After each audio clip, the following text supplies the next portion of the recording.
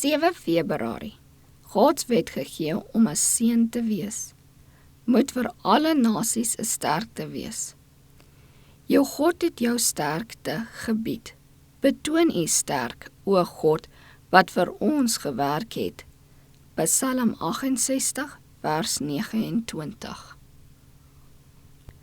God se wette was nie net vir die Joodse volk nie.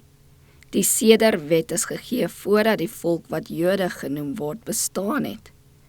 Die wet van 10 gebooie moes universeel gehoorsaam word.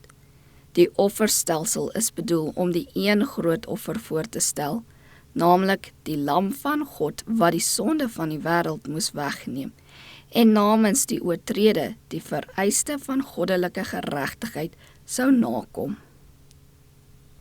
Die Here wil nie hê sy volk moet afsydig wees nie.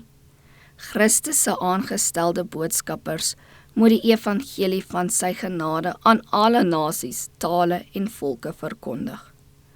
Ons moet bekend maak dat die groot advokaat die hele wêreld aanhoor. Die Joodse kerk is geroep om God in 'n afvallige wêreld te verteenwoordig, en om hierdie sending te vervul, moes die Joodse volk hulle eie bestaan as 'n nasie afsonderlik van al die afgodiese nasies van die aarde behou. Hulle moes hulle besondere en heilige karakter bewaar in die wêreld.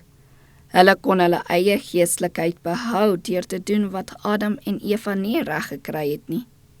Deur al die gebooie van God te gehoorsaam en al die genade, goedheid, meegevoel en liefde van God in hulle karakter te verteenwoordig.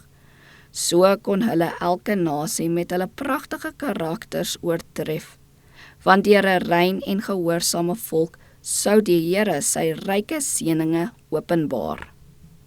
So moes die beginsels van die wette van sy koninkryk oral op aarde hoog gehou word. Na mate hulle gunstig sou reageer op die genade, lig en grasie wat verleen is, sou hulle die lig van die wêreld word.